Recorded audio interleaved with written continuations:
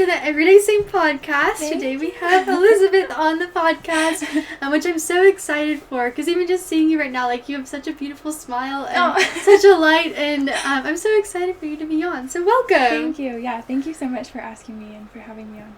Of course. So why don't you start out by telling us a little bit about your faith journey? Yeah. So I'm a cradle Catholic. Growing up, I just always had like this really deep desire to know more about the Lord, but I didn't really know how. I grew up in a public school, and my family kind of went to Mass on Sundays, and we said like our table blessing before our meals, and that was about it. Like I didn't really understand how to pray or how to learn more about Him, but I just had this like really deep desire to. So going throughout high school, I joined a youth group, and it was really good. It just there wasn't that like rich depth to it that I was longing for. So in applying for colleges, I was like, okay, I'm gonna go to a Catholic college. Like I can't remember the last time I went to a Catholic school, and I need that formation. I need to be around people who are on like a similar journey to me. So I was looking at all Catholic colleges, and when I came to visit Benedictine, I literally stepped on campus and it felt like home. Like I can't describe the feeling. But I knew. And freshman year, I was kind of exposed to the charismatic movement a little bit, which I had never experienced before. But yeah, people were like inviting me to do praise and worship and to come on these retreats and things. And I just saw this love for the Lord that I had never experienced before. And there was something so attractive about the way that they talked about Him and about like their prayer and their relationship with Him, and just like brought Him into their lives. Like it was just so evident in seeing them. And that just kind of drew me in, and I think I just really needed to be exposed to that love that people had for the Lord, because I had never seen it before.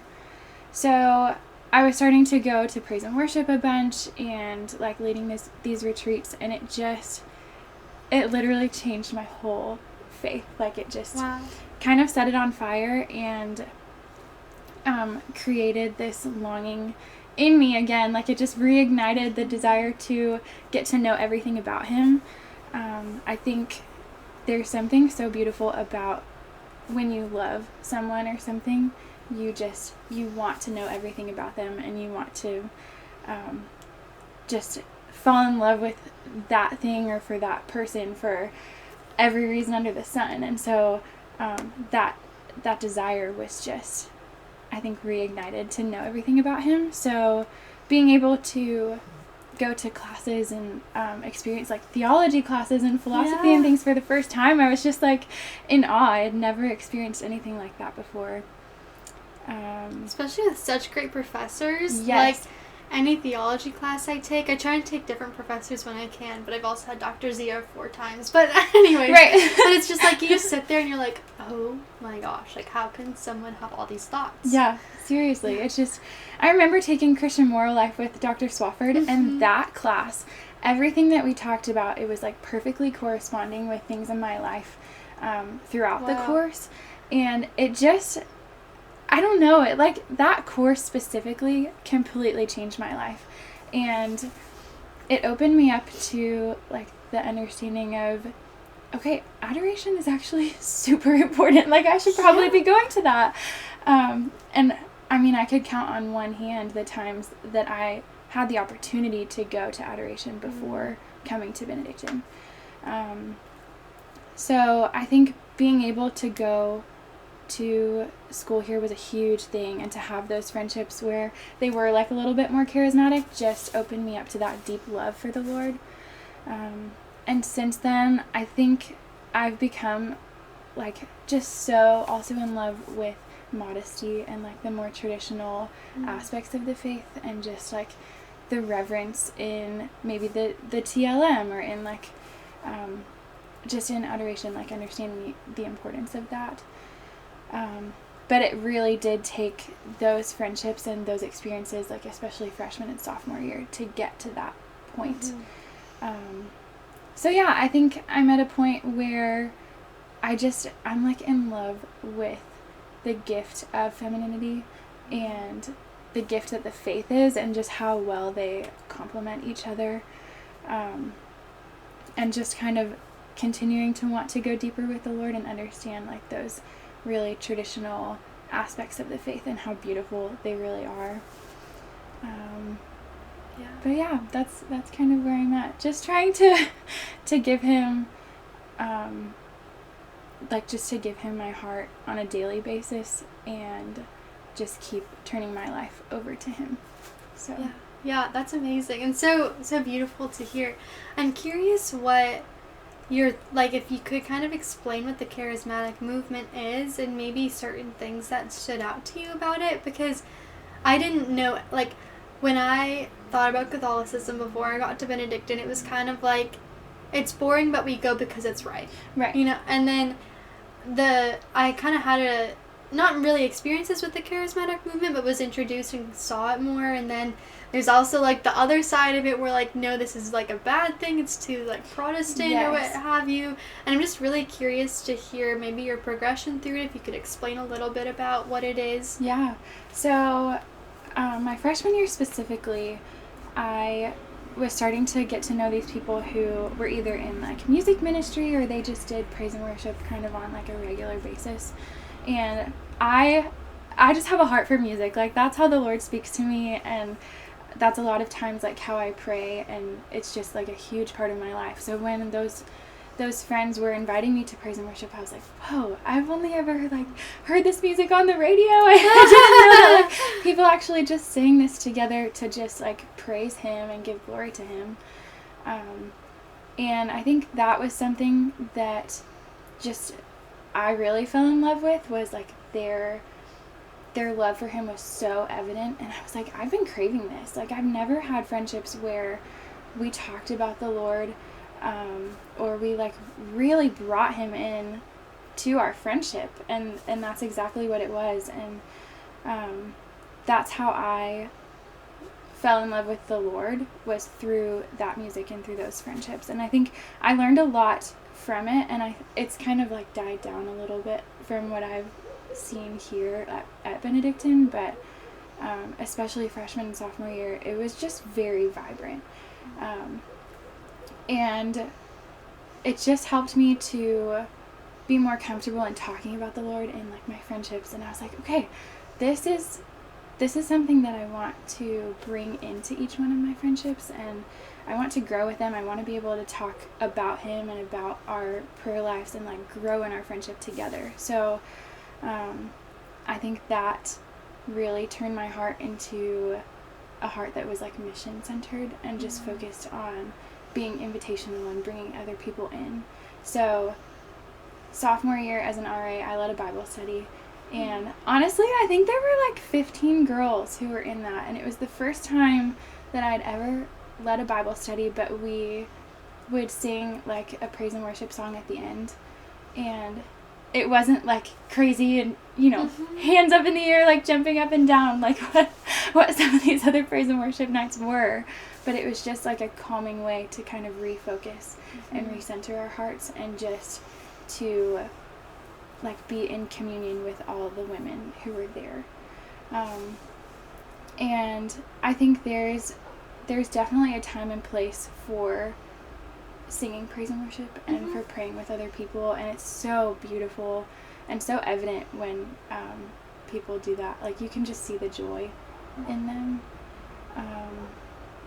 But yeah, I think since then it turned my heart into like one that was more mission centered and just focused on like reaching out to people and going deeper with them. Honestly, I didn't have that before I had experienced any of that like charismatic movement before. So yeah, that's kind of my like journey with it, and I haven't experienced it much in the last couple years, but it just has transformed the friendships that I do have, and even with my family too back at home. So amazing. Yeah.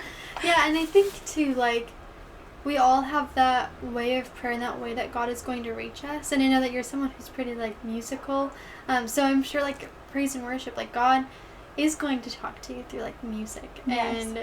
And through community with women. And if you're all, like, singing together, like, that's not a bad thing. Right. Usually ever. Unless it's, like, the song that you're singing is not appropriate. That's the only time I think that it would contradict God's mission. But he's going to kind of, like, hold you and take care of you wherever you're at in that movement. And I know you said that you kind of, like, moved to a more traditional faith. But it's like that doesn't negate the fact that what you had back then was also beautiful. Right. And I think there's a way to kind of combine the two of them. Mm-hmm. 'Cause I would say that I have this more traditional faith, and but it's like brought to life through being able to talk about him and being able to just sing out to him and go deeper in my friendships and just like talk about him and bring him into everything that I do.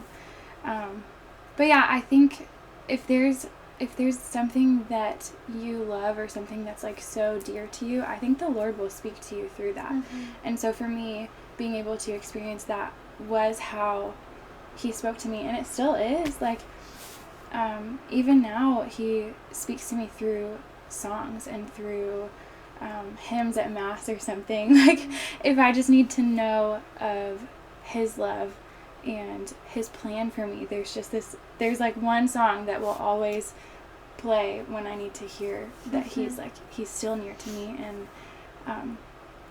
he's like leading me in the right direction. So he definitely like speaks to you through things that you love and like things that you understand. And so for me, I think it was music and just being able to sing to him, even like in my Bible study with my little group of girls. So yeah, which is so beautiful. I really love that you did that, and I think that's something that's so important. Is like, I think God speaks to us when we're together in that way, especially because it's like someone will say something and you're like, oh my gosh, that just blew my mind and was exactly what I needed to hear. And it's like, wow, that's amazing.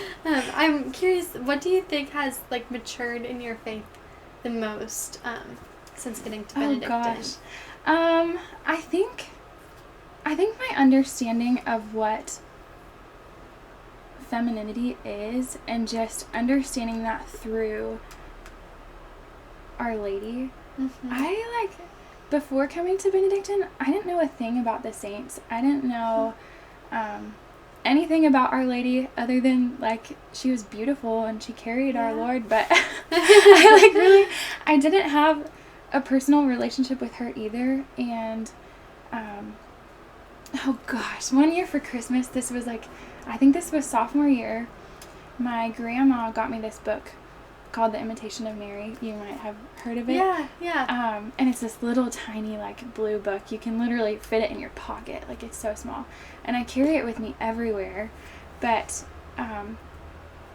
when she had given it to me, it was like every time I opened it to read it, it was exactly what I needed to hear. And it was like the words of Our Lady speaking to a soul, and just like kind of giving them some peace and giving them advice about things. But every time I opened the book, it was exactly what I needed to hear, and just gave me this deeper awareness of who Our Lady actually is, and how I can emulate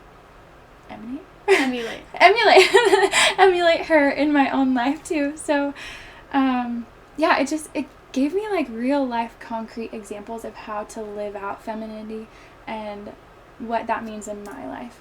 So I think just like a deeper understanding of her, and even of the saints too. So yeah, and I love that, and that's something I've been reflecting on recently too, is like, what is womanhood? How can I be more of like a woman? Right. And embracing that femininity. And it's like, well, I put ribbons in my hair, but that doesn't make me a woman. Or I wear like floral dresses, but that doesn't make me more of a woman. So like, what is it that makes me more of a woman? And I'm curious what your take is on that. Like, what are some of those concrete ways that you've been able to embrace femininity? Oh gosh. I think what's such a gift about being a woman is that our bodies were literally created to be invitational. And that's something, like, yeah, I'm not a mother yet, but my body was created to welcome another. And so just the gift of, like, being invitational and bringing other people into our homes, and, like, hosting things and just creating an environment where another person feels safe and feels loved.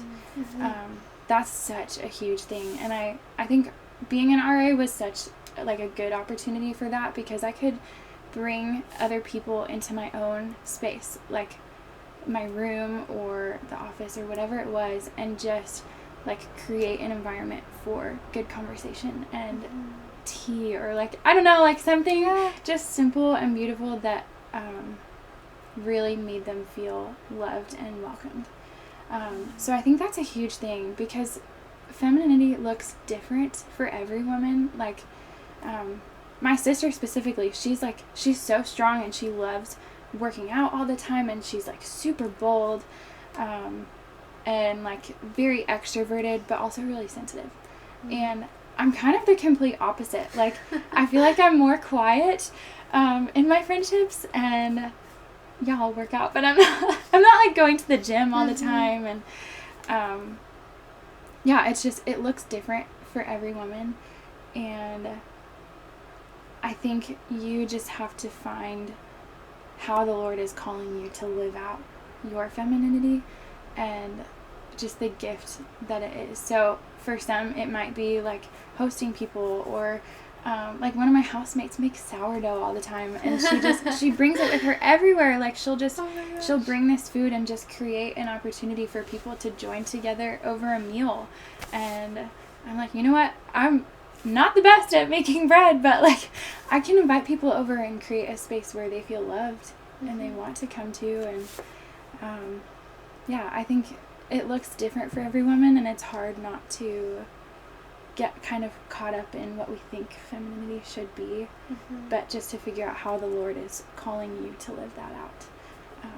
I think that's really important. So, right, because I think it's something that's natural to us, but also something that we must discover, and that comes through, like, first knowing yourself and your gifts. Like, as you're saying, your friend makes sourdough, and that's a gift that she has that she can share with others. But, like, you have something totally different, and I have something totally different, right. That's specific to me. Like, I mean, I don't know, I make food, but it's like, I have so many intolerances. I'm the only one who wants to eat the food. But, I mean, it takes, like, kind of that, like, self-discovery of, like, what's a gift that I have that I can share with others? And, like, what does that even look like? Because being a woman, you know, it's not, like, hosting the brunches, but it's in the, I think, your friend Alyssa was on this podcast, and she said something about how, like, the soul finds rest in a woman, and, like, that is, I feel like that is so true. It's like when you need someone, like, you go to the, like, your girlfriends or your mom, like, they're the people who are going to nurture and then kind of help you figure out what's wrong and help you find the rest that you're seeking. Right. And I think that correlates so well to, like, Our Lady and her mission too. And I'm just thinking about, you know, of course she was at the foot of the cross. Like, she was there to offer any rest to Christ that she could, and, you know, with him along the entire journey, because she wanted to nurture and take care of the Son of God the best way that she could. Yeah, that's actually something that I was praying about this morning, because in St. Ben's they have, like, the image of the crucifix, and Our Lady is standing right next to him, and she's just, like, weeping, but she's showing her strength because she's standing there kind of when no one else is. But then you see Mary Magdalene, and she's at his feet, and she's weeping, and I was just thinking about, like, all the different women in the Bible, like, the woman at the well, and how she wept to Jesus, and she, like, wiped her tears off of his feet with her hair. And it's like each one of those are such beautiful expressions of what femininity is. But yeah, it depends on, like, our relationship with him, and like, just the gifts that he's given us, and how we can invite him in to magnify those and to help us reach other people. So, yeah. Yeah, is there a woman in the Bible that you feel like you relate most closely to? Gosh. Honestly, I think for a while it was the woman at the well.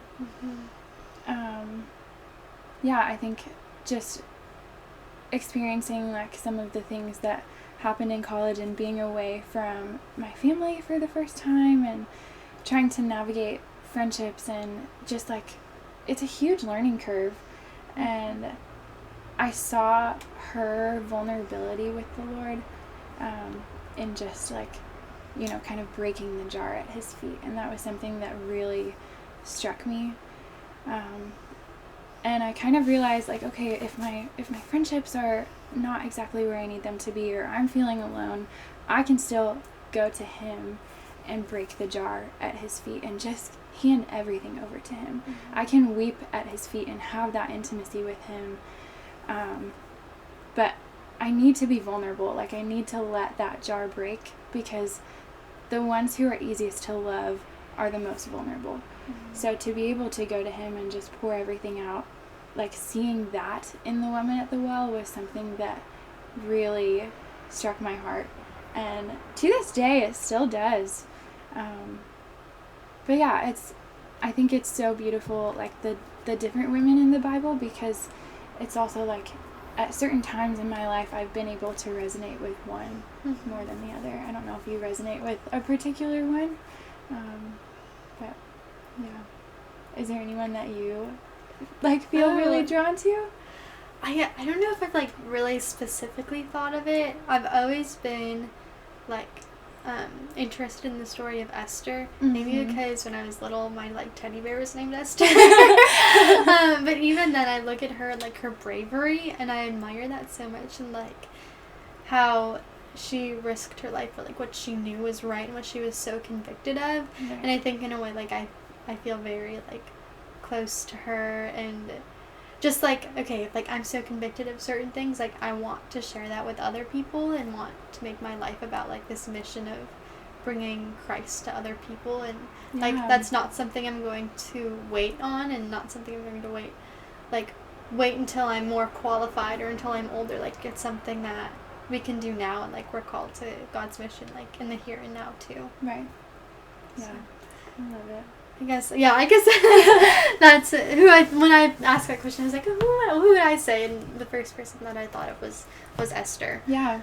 And that's such a testament. Like, she is so bold and courageous in ways that, like, I haven't really found out how to be that bold and courageous yet. So, it's just interesting how the Lord gives us different examples and different women in the Bible, and also, like, the saints to look up to. And it's like, okay, these are our friends, like these are people who we can call on in different times. And yeah, it's so beautiful. So, yeah. Is there anything like in your femininity that you feel like has made you grow closer to God as a result? Oh gosh, I think the capacity to love others in their brokenness and in like and to be loved in my brokenness, like just to have that intimacy and closeness with the other is something that's such a gift. And I think specifically through RA, I know I keep bringing that up, I'm not even an RA anymore, but I learned so much about how to sit with another in their brokenness, and almost how to take it on myself, and just not necessarily to talk or give them advice, or like, you know, you don't need to talk someone's ear off when they're going through something, but just to be able to sit with them and be like, okay, I'm here, like you're not alone in this. It felt like I was kind of getting to experience like the Lord, and how he just like gave himself so willingly for us. So yeah, I think just being able to sit with someone in that, and like to know that you are living out what the Lord has called you to do. Yeah, which is it's almost kind of like tricky, I think, at the age that we're at and the stage of life that we're at, because we don't have anything figured out, really. Right. I mean, we have like a couple things here and there. Maybe I know what classes I'm taking. Yeah, seriously. Like, and then it's like, okay, if there's a mission that I'm going to step into, but it's like I don't really know what that is yet. And I was thinking about this the other day in adoration, and I'm like, why would I ever doubt what God has for me? Because he cares more about my vocation than I do. Like, that's not something that he would ever mess around with. Right.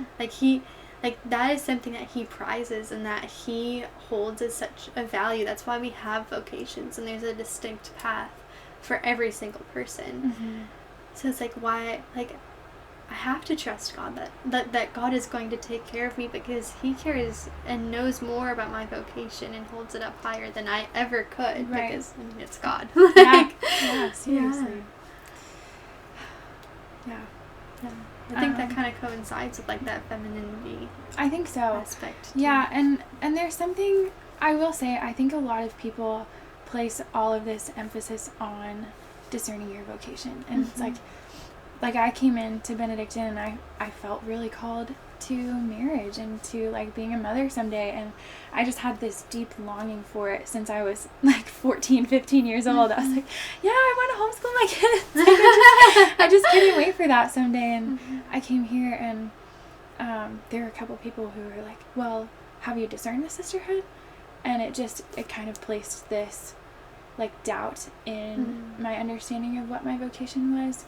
And I truly think, I know this is kind of like a side tangent, but I truly think that if there's a longing placed on your heart for a particular vocation, I don't think he's going to mess around with that. I know there's stories where, like, somebody just told me about this man who was a doctor, and he was like 10 years into his career, and he was, like, just being able to heal people and see them in really, like, vulnerable situations and just, like, take care of them. But he was like, well, I think the Lord has something more for me.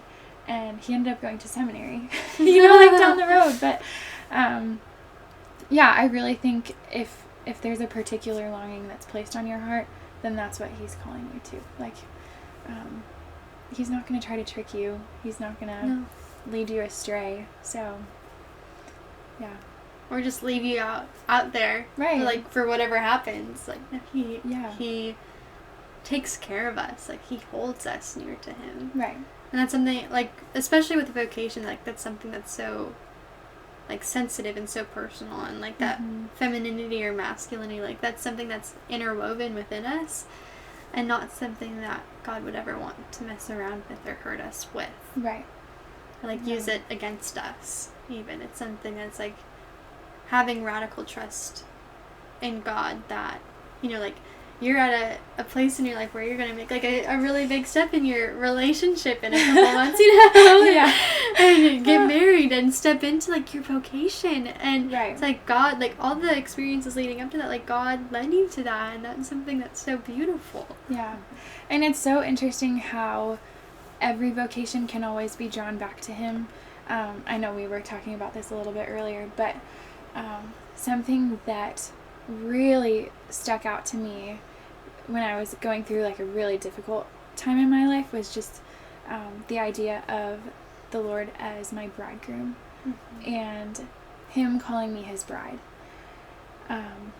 And that's right around the time that I had also started veiling too. And somebody told me during this, like, really tough time, they said, you know what I love about veiling? And I was like, what? And they said, well, I know that when the time comes on my wedding day, I'm never going to be nervous. Like, I'm not going to be nervous to walk down the aisle to my bridegroom, because I've done it time and time again before that. Like, I've walked down the aisle veiled to meet my bridegroom and to receive him fully, and I was just like, that was something that I had never thought about. And so to think of the Lord as my bridegroom and the one who loves me, like, I can go to adoration and I can just enter into prayer with him by sitting there and letting him love me. and just receiving him as my bridegroom in the Eucharist. Like, that's the consummation of your relationship with him, is when you receive him in the Eucharist. So that outlook is just something that I can see reflected in my own vocation, and I know that I'm not able to fully love anyone who he puts in my life unless I love him that way first. Yeah, I don't know. I got chills. That was so good.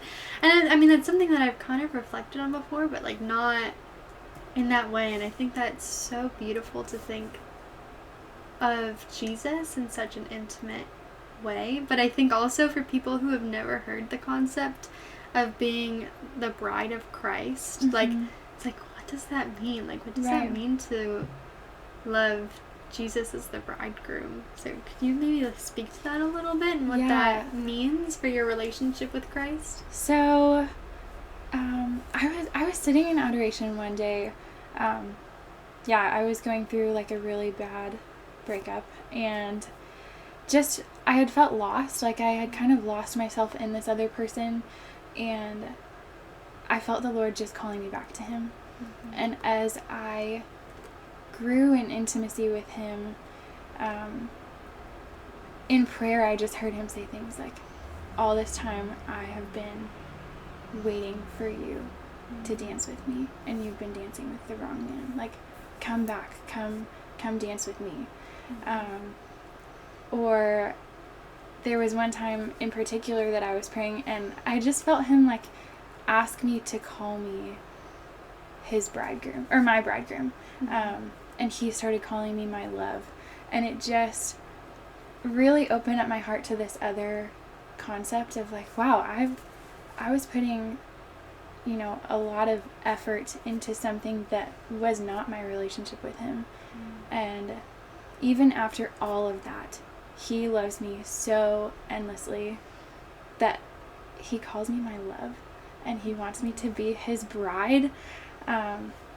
So I started doing little things, like I would wear white dresses to Mass all the time. I know that's like a silly thing, but I just, wanted to grow in that relationship with him and just have that new outlook.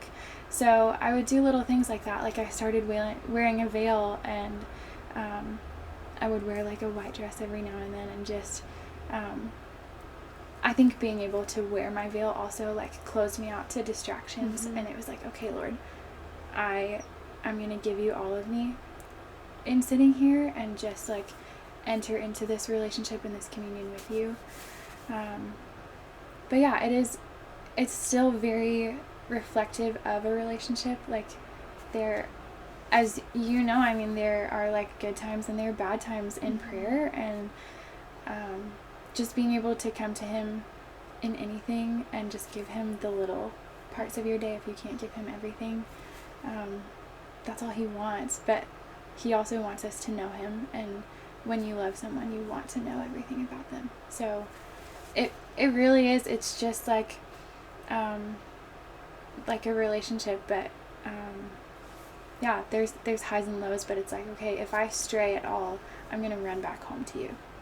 So just as a bride would, or a bridegroom would run back home to his bride. So right. And it's like kind of almost a confusing concept, because it's like, well, if my vocation is marriage, then like how can Jesus be my bridegroom too? Yeah. But it's also like, even if we don't enter into like an actual marriage sacrament with Jesus, like, we've made a covenantal promise with him in our baptism and our confirmation, like, and every time that we go to him in the Eucharist, we're making that promise again of like, I love you, and I'm going to continue to love you even when I don't know what's going on, when I don't know what you're saying to me, what you're speaking to me. And in those lows of the relationship, like, God's going to bring you out of that, and like, once you're like, there's moments where you can just see like almost the whole picture of like, wow, like, Jesus loves me so intimately. It's like, I've promised my life to him, even when it doesn't feel like it, even when I know I'm not doing a good job. Like, the next day is always a day to say that you're sorry, and to try again, and to try anew, and know that he's going to forgive you and love you, and never leave you despite that.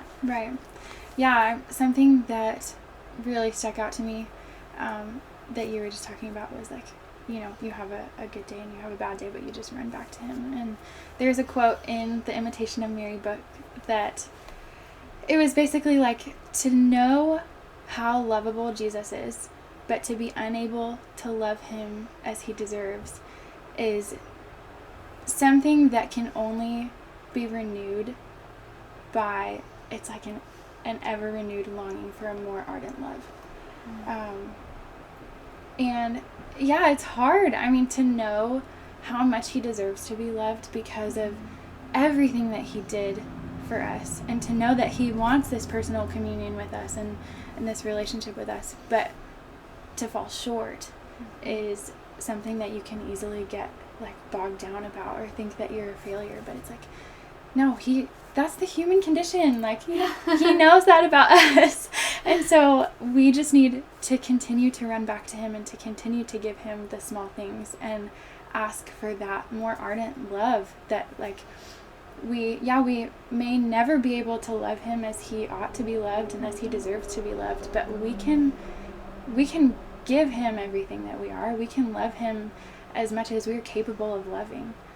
So, right. Yeah, and we can pray to love him more too. Like, something that I love to do when I'm like about to like finish my holy hour or finish my prayer is just repeating like 3 times, like, Jesus, I love you, help me to love you more. And just like saying this, like looking at the Eucharist, just being like, Jesus, I love you, help me to love you more. And I feel like just that simple sentiment, like every time I leave adoration, it's like this reminder of what's happening in the chapel. Like, I'm going to go and live that out the rest of my day. But also, like, kind of speaking to what you were just talking about, I was talking to some friends who were talking about, like, novenas. And how, like, if you skip a day of a novena, Catholic Answer says that, like, if you had the intent of doing it and you legitimately forgot, like, the next day you can continue on with a novena and you don't have to start again. And I was thinking about this and I was like, man, God really accounts for our failures. Like, he just, like, there's just, like, so, I just thought that was so funny. I was like, that is such a human thing to do, that, like, speculating of, like, what does God do when we fail in this way? And what happens if we fail in this way? And it's just, like, that's just how we work. Like, and I just kind of am picturing God up there laughing at, like, our attempts to love him more, because he knows the desires of our heart. He knows what we're trying to do, and it's just like, man, these humans are so silly sometimes. Like, but God just, like, loves us for it, and he knows that we're going to fail. In our relationship, he accounts for our failure, but loves us anyways. Yeah. I mean, I was even like in the confessional the other day, and I was like, wow, I really fell short in this way. But I just found myself, like, I could not wait for the priest to just say, I absolve you. And I was like, I'm about to be in communion with him again. And he knows that, like, that I'm going to fall short. But that's why he gives us that gift of the sacrament of reconciliation. And, it's just, like, he accounts for it. He knows our humanness. He knows the human condition. So he's going to give us opportunities to love him more. And I think we need to pray for a more ardent love. And this is, here's a little story that somebody told me the other day. So the Sisters of the Holy Family of Nazareth were here. And they were doing these one-on-ones, and I was talking with Sister Molly Bernadette. And I was like, you know what? I have had such a hard time just giving Jesus the small parts of my day. Like, I tell him all these things. I love him so dearly. Like, I would give my life for him. But I can't even show up and do the small stuff. Like, I can't even invite him into my own home like I would one of my friends. You know, I'm having such a hard time making 15 minutes in my own home to just be present for him and to show up. And she said, you know what? Here's a story about a bride and her bridegroom, where the husband was saying, oh, I love you so dearly, I would do anything for you, I would die for you, like, just let me show you how much I love you, let me give my life for you. And the wife was like, you know what, that's really sweet, and I love you too, but all I want is for you to pick up your dirty socks off the floor. And that resonated with me so much because I was like, you know what? I'm telling the Lord all these things. I'm just saying, oh my gosh, Lord, I love you. I would die for you. Help me to bring you into every moment throughout my day. Help me do this, this, and this. Like, I want to fast. I want to say 2 rosaries a day, whatever it is, you know. And truly, the spirit is willing, but the flesh is weak. And I find myself not being able to give him those small parts. And it's like, or the big parts. And it's like, he just wants you to pick up your dirty socks off the floor. He wants you to take care of that and just make a space for him to enter into your heart. And so that was something that I've been praying about because that's so applicable to friendships and relationships too. It's something where it's like, okay, I have these good friendships, but like I'm falling short in this way, and they just want me to do this one thing. Like, Lord, let me just remove the dirty socks. Like, let me do the simple thing and just create space for you to enter into my heart. Like, it's messy, but I'll pick those dirty socks up. Yeah. So oh my gosh, I love that story. I think that is so applicable to literally everyone that has ever lived. Yeah, seriously. yeah, and even I remember getting to Benedictine and being like, okay, my like faith formation is that I like kind of know some stuff from my Catholic high school that was just fine. Mm-hmm. And then it's like, and then I'm studying theology at Benedictine, so I have like this very base level and like this like high level of learning, and like what's in the middle here? Right. Like what was in the middle was really like the missing component of like a relationship with Christ, and like picking the dirty socks up off of the floor, because that's like what he's asking you to do. And then it's like we go to adoration and we think of all the big things of like I need to turn my life around. It's like January 2024, new semester, new me, I'm gonna be like the best person ever, and then it's like that's not what God is asking you to do. Like he loves that, those big things that you're giving to him, but is that what he's asked you to do? Right.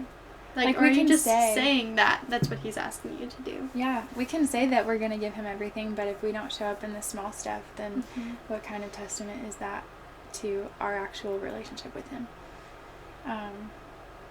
Yeah, I don't know. It's like he just wants you to make room for him. He just wants you to give him that space.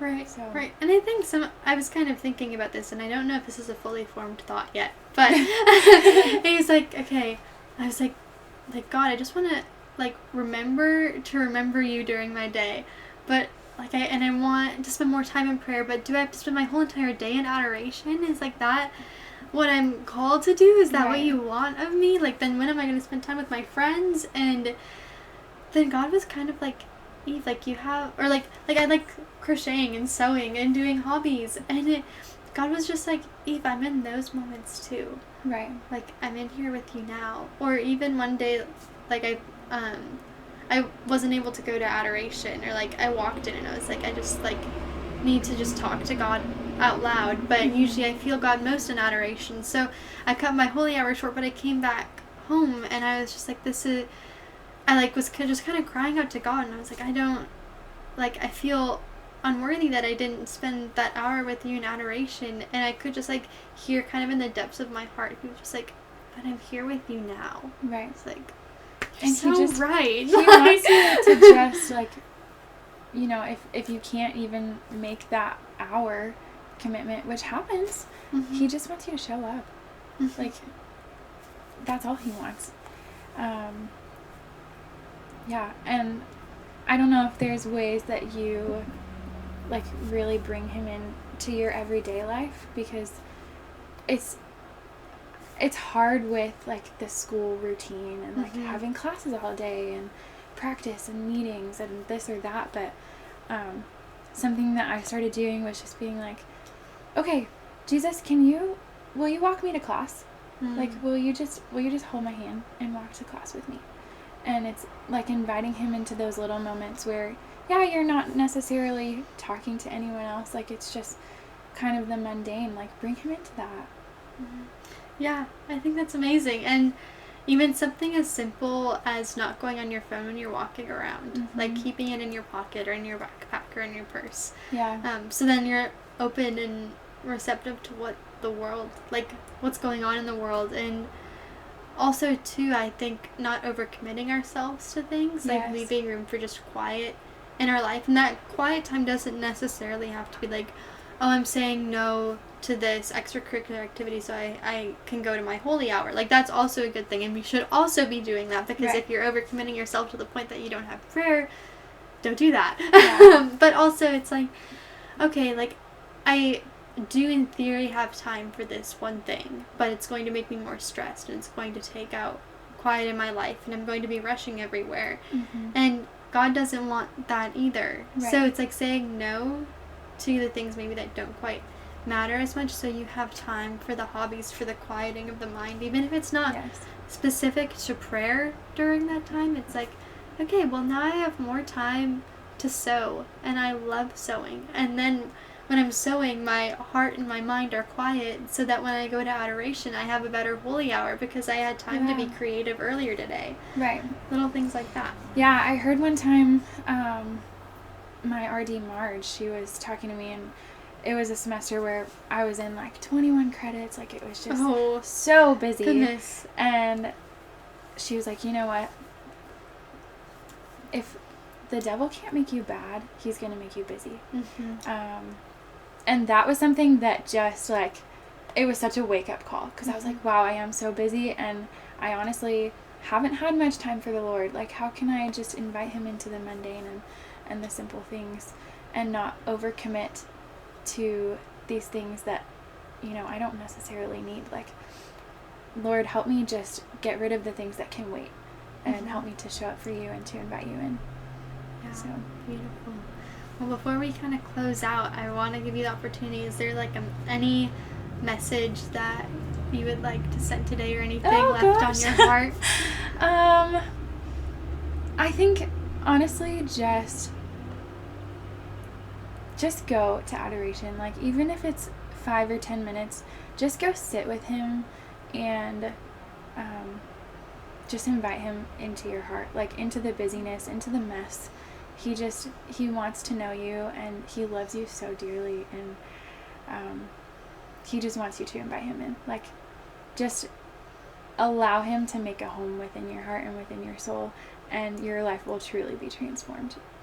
Yeah. So. And that's within all of us. Like, Yeah. that's not something outside of our realm of control. Like, Right. we can do little things of pointing our lives to Christ. Morning offerings, night offerings. Like, Yeah.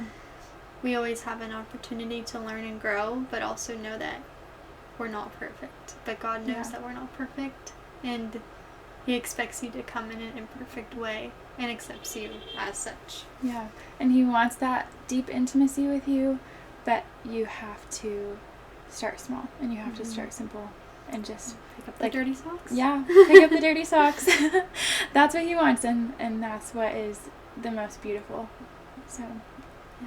Well, thank you so much for coming on today. This was wonderful, and you're just such a beautiful person. So thank you for all that you shared. Yeah, thank you so much for having me.